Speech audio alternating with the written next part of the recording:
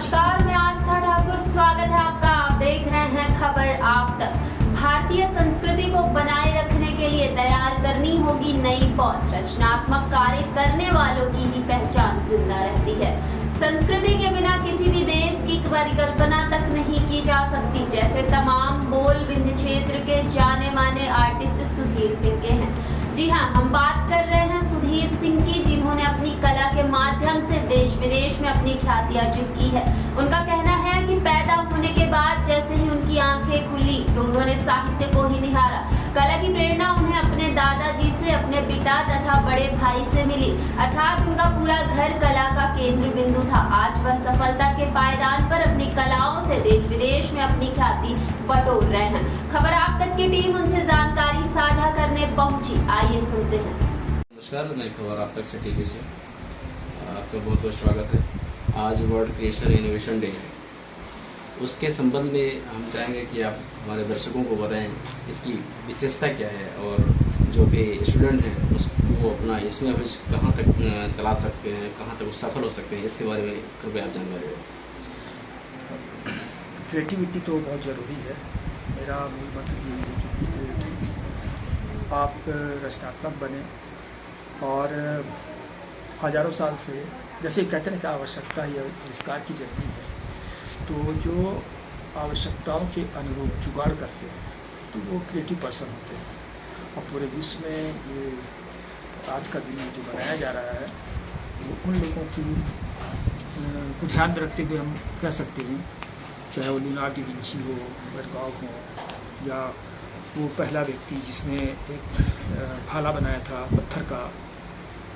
तो वो जितने भी क्रिएटिव पर्सन रहे हैं हज़ारों साल से लेकर आज तक, और वो अपने रोजी रोटी का रास्ता खुद तय कर लेते हैं। यहाँ मैं बच्चों को पेंटिंग और मूर्ति ये सब प्रशिक्षण देता हूँ। देखा जाए तो वो एक विषय है, लेकिन हकीकत में उन्हें मैं क्रिएटिव बनाता हूँ। और क्रिएटिविटी मतलब एक ये भी कहा जाता है ना कि जो रचेगा वही बचेगा। अब जो परिस्थितियाँ बदल रही हैं उसके अनुसार हमें रचनात्मक बनना पड़ेगा। और आज के दिन तो ये संदेश सबको देता हूँ कि आप कुछ न कुछ तो रचो। जैसे कहते हैं ना कि पुराने ज़माने में कहा जाता था, कहानियाँ थी कि लोग तपस्या करते थे, कहते थे कि भगवान हमें अमर बना दो। तो मेरा जो एक्सपीरियंस है, जो मेरा अनुभव कहता है कि हमें अमर बनना है अगर, तो कुछ हमें ऐसा रचना होगा, कुछ हमें रच के जाना होगा कि जिससे हमारा शरीर भरे न रहे लेकिन हम रहें।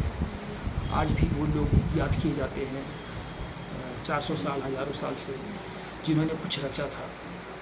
तो आज के दिन तो यही सबसे बड़ा संदेश यही होगा कि आप कुछ रचो तभी बचोगे और हमेशा याद किए जाओगे। दोनों चीज़ें होती हैं, एक होता है कि एक सजावटी कला और एक आवश्यक कला।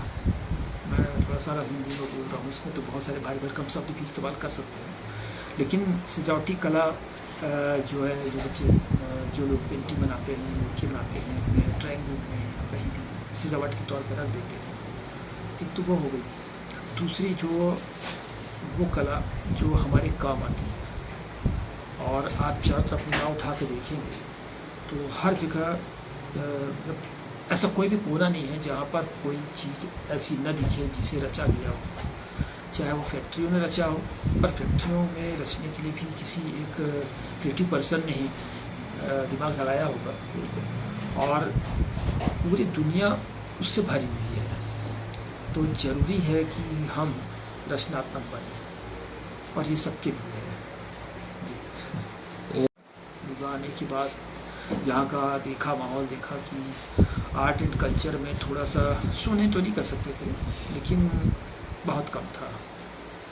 और थिएटर की बात करें, चित्रकला प्रदर्शनियों की बात करें, या वर्कशॉप की बात करें, तो मैंने 2-3 साल पहले देखा, महसूस किया कि कुछ नहीं हो रहा है।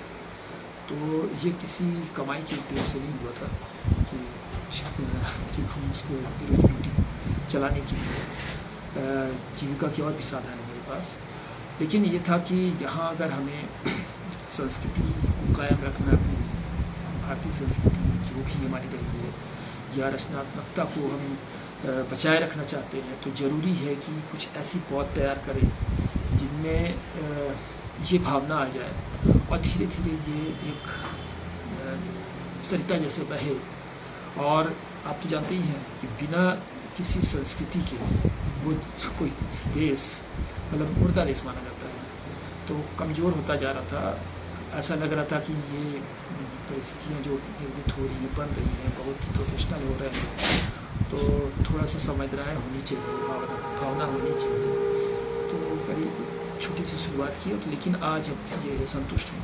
काफ़ी लोग यहाँ से प्रशिक्षित हो गए हैं, बाहर भी गए हैं, विदेशों में भी गए हैं और अपनी रोजी रोटी में सफल हुए हैं। और मेरे ख्याल से जो भी ईमानदारी से 3 साल यहाँ पर सीखा है, तो 3 साल 4 साल, तो वो सब सेटल हो गए हैं। मतलब कोई भी ऐसा नहीं है कि बेरोजगार है। जो रचयिता होता है वो रास्ता अपना खुद बना लेता है और उसके पास हम जैसे एक सिद्धांत है कि पहले आप काम करो तो उससे आपका नाम होगा, और जब काम करोगे और नाम हो जाएगा तो दाम कहाँ पीछे बचेगा, वो अपने आप आएगा। तो गीता में कहा जाता था ना कि कर्म की या फल चिंता मत कर। तो लोग ये कहते थे कि भाई हम फल की चिंता नहीं करेंगे तो फालतू का टाइम वेस्ट क्यों करें। लेकिन हकीकत में उसमें समझने वाली बात है कि हम पहले अपने काम पे फोकस करें तो उसमें सुधार होगा और धीरे धीरे उसी की वजह से हमें अच्छे फल की प्राप्ति होगी। तो जिन लोगों ने इस चीज़ को माना वो आज सब सेटल हैं। जिन्होंने इंजीनियरिंग की या कुछ किया, बेरोजगार थे, फिर उन्होंने कला का रास्ता अपनाया और वो अपने अपने मुकाम तक पहुंच गए हैं और संतुष्ट हैं। तो तभी मेरे दिमाग में आया कि मैं सबको यही कहूँ कि जो बचेगा वही बचेगा। ये आपके अंदर ये बचपन से रुचि थी या किसी के द्वारा प्रेरणा आपको मिली उसके बाद आपने शुरू किया?